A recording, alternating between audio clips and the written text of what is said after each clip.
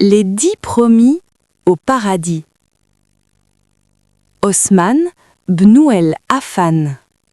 Imaginez un instant un homme dont l'héritage est à la fois l'unité et la division.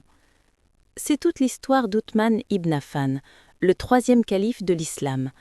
Une vie incroyable, marquée par une foi toute épreuve, une générosité devenue légendaire, un pouvoir immense et finalement une fin tragique qui a complètement changé le cours de l'histoire. Alors pour bien comprendre ce personnage si complexe, on va remonter le fil de sa vie, étape par étape. On va commencer par son surnom très spécial, le détenteur des deux lumières, Dhu Nurayn. Ensuite, on plongera dans sa jeunesse, sa conversion, on verra sa générosité qui était juste sans limite, puis ses grandes réalisations en tant que calife. Et enfin, on abordera la fin, beaucoup plus sombre de son règne et l'héritage hyper complexe qu'il a laissé.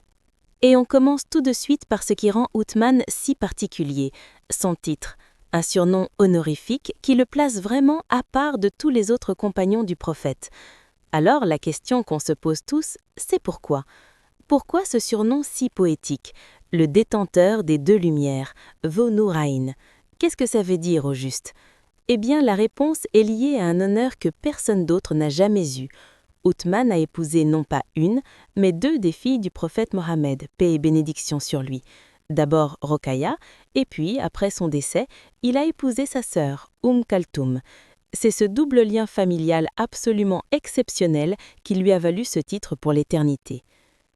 D'accord, on a compris le surnom, mais qui était cet homme avant tout ça ?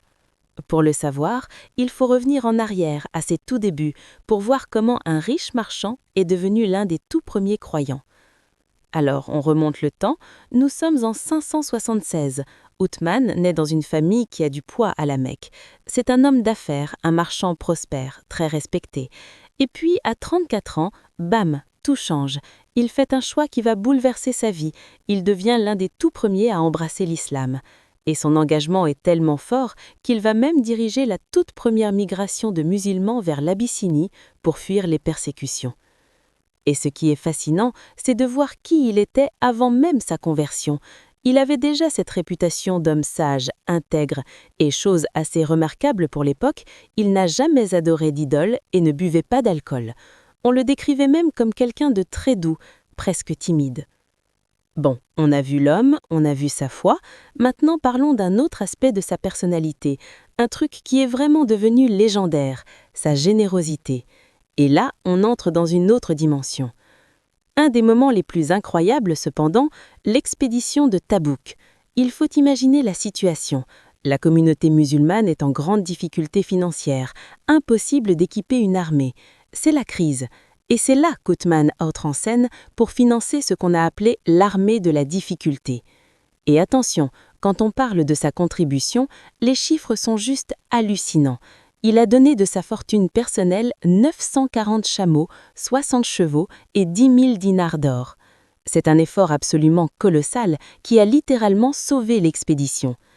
Ce geste ne passe pas inaperçu, loin de là. Il est si important que le prophète Mohammed, paix et bénédiction sur lui, lui-même aurait dit cette phrase incroyable « Ce qu'Othman fait après ce jour ne lui nuira pas ». C'est une reconnaissance immense, presque une garantie. Et ce n'était pas juste un coup d'éclat, c'était sa manière d'être. Par exemple, il a acheté le puits de Rouma juste pour que l'eau soit gratuite pour tout le monde. Il a aussi mis de l'argent pour agrandir la mosquée du prophète, toujours avec cette idée de servir la communauté. Alors, après la générosité, on passe à la période où il prend les rênes du pouvoir, son califat. 12 années qui vont être marquées par des réalisations et une expansion assez incroyable.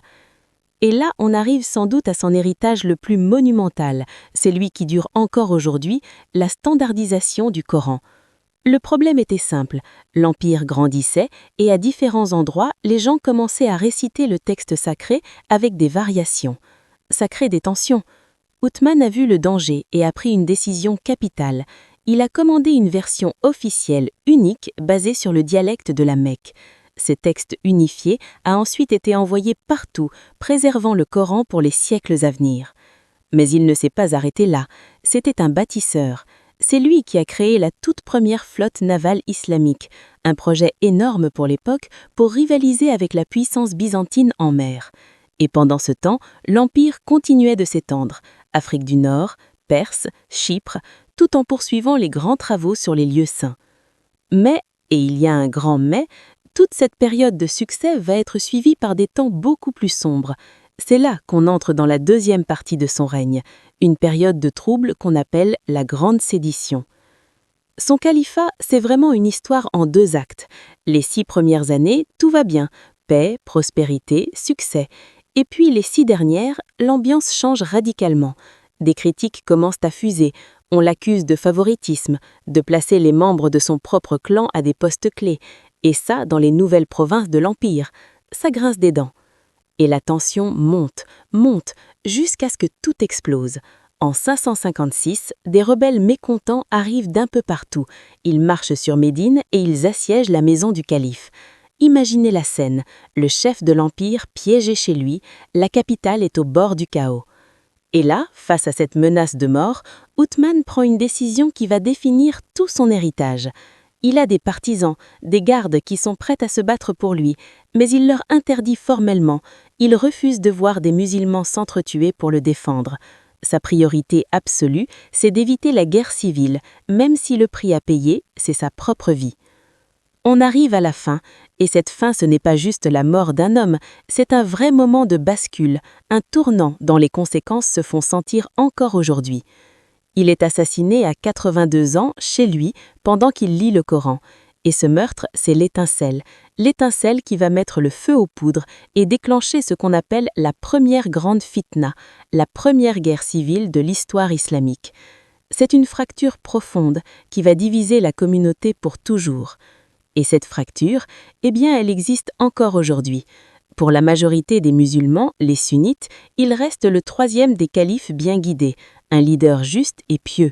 Mais pour d'autres, comme les chiites, sa gouvernance est vue de manière beaucoup plus critique, car pour eux, le successeur légitime aurait dû être Ali. Il y a même des points de vue intermédiaires. Bref, son héritage est devenu une question de foi. Pourtant, au-delà de toutes ces controverses et de toutes ces divisions, il y a d'une chose qui fait l'unanimité, une chose qui rassemble, c'est son travail sur le Coran. La version qu'il a standardisée, c'est celle que des milliards de musulmans lisent encore aujourd'hui dans le monde entier. Ça, personne ne le conteste. Et tout cela nous laisse avec une question assez vertigineuse. Comment est-ce que l'histoire d'un seul homme, une histoire faite d'immenses réalisations et d'une fin si tragique, peut continuer à résonner aussi fort, des siècles et des siècles plus tard, au cœur de la foi, de la communauté et de l'histoire ?